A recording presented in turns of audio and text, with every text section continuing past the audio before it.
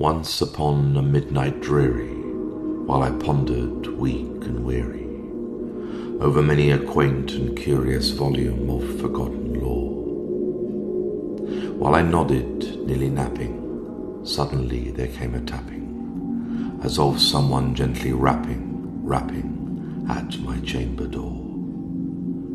"'Tis some visitor," I muttered, tapping at my chamber door. "Only this and nothing more."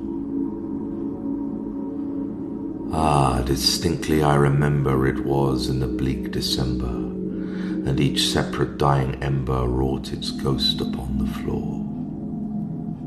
Eagerly I wished the morrow, vainly I had sought to borrow from my books surcease of sorrow, sorrow for the lost Lenore, for the rare and radiant maiden whom the angels name Lenore, nameless here forevermore. And the silken, sad, uncertain rustling of each purple curtain thrilled me, filled me with fantastic terrors never felt before. So that now, to still the beating of my heart, I stood repeating, "'Tis some visitor entreating entrance at my chamber door, some late visitor entreating entrance at my chamber door. This it is and nothing more." Presently my soul grew stronger, hesitating then no longer. "Sir," said I, "or madam, truly your forgiveness I implore. But the fact is I was napping, and so gently you came rapping, and so faintly you came tapping at my chamber door, that I scarce was sure I heard you." Here I opened wide the door. Darkness there and nothing more. Deep into that darkness peering, long I stood there, wondering, fearing, doubting, dreaming dreams no mortal ever dared to dream before. But the silence was unbroken, and the stillness gave no token, and the only word there spoken was the whispered word, "Lenore." This I whispered, and an echo murmured back the word, "Lenore." Merely this and nothing more. Back into the chamber turning, all my soul within me burning, soon again I heard a tapping somewhat louder than before. "Surely," said I, "surely that is something at my window lattice. Let me see then what thereat is, and this mystery explore. Let my heart be still a moment, and this mystery explore. 'Tis the wind and nothing more." Open here I flung the shutter, when with many a flirt and flutter, in there stepped a stately raven of the saintly days of yore. Not the least obeisance made he, not a minute stopped or stayed he, but with mien of lord or lady perched above my chamber door, perched upon a bust of Pallas just above my chamber door, perched and sat, and nothing more. Then this ebony bird beguiling my sad fancy into smiling by the grave and stern decorum of the countenance it wore. "Though thy crest be shorn and shaven, thou," I'd said, "art sure no craven, ghastly, grim, and ancient raven, wandering from the nightly shore. Tell me what thy lordly name is on the night's Plutonian shore." Quoth the raven, "Nevermore." Much I marvelled this ungainly fowl to hear discourse so plainly, though its answer little meaning, little relevancy bore. For we cannot help agreeing that no living human being ever yet was blessed with seeing bird above his chamber door, bird or beast upon the sculptured bust above his chamber door, with such name as Nevermore. But the raven sitting lonely on the placid bust spoke only that one word, as if his soul in that one word he did outpour. Nothing farther than he uttered, not a feather than he fluttered, till I scarcely more than muttered, other friends have flown before. On the morrow he will leave me as my hopes have flown before.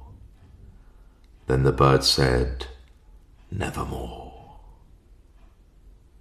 Startled at the stillness broken by reply so aptly spoken, doubtless, said I, what it utters is only stock and store, caught from some unhappy master, whom unmerciful disaster followed fast and followed faster, till his songs one burden bore, till the dirges of his hope that melancholy burden bore, of never, nevermore.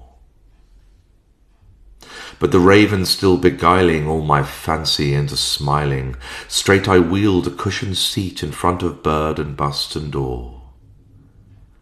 Then upon the velvet sinking, I betook myself to linking fancy unto fancy, thinking what this ominous bird of yore, what this grim, ungainly, ghastly, gaunt, and ominous bird of yore meant in croaking nevermore. This I sat engaged in guessing, but no syllable expressing to the fowl whose fiery eyes now burned into my bosom's core.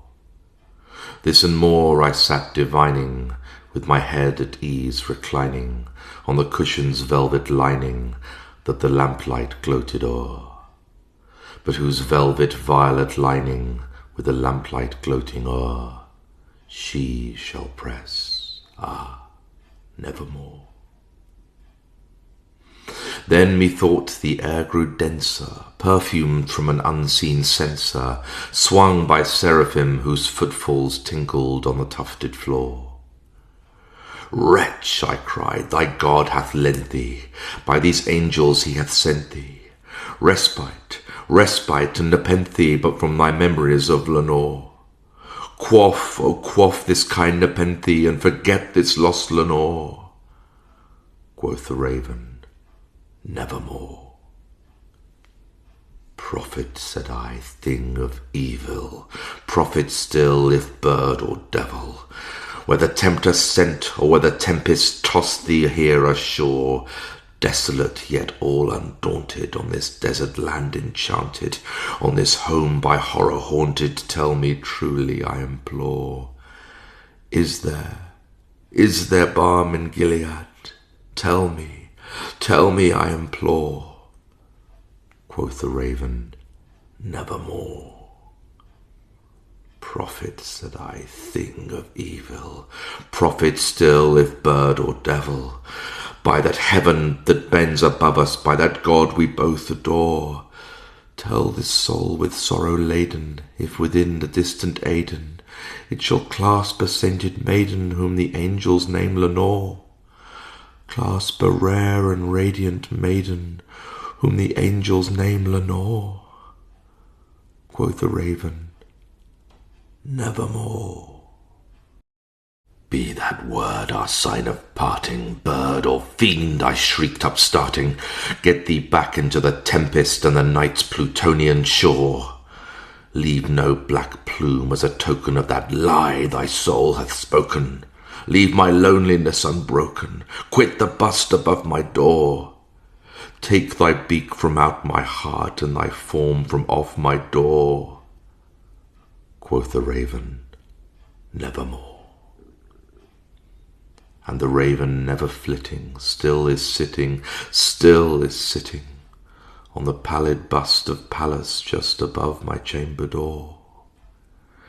And his eyes have all the seeming of a demon's that is dreaming, and the lamplight o'er him streaming throws his shadow on the floor.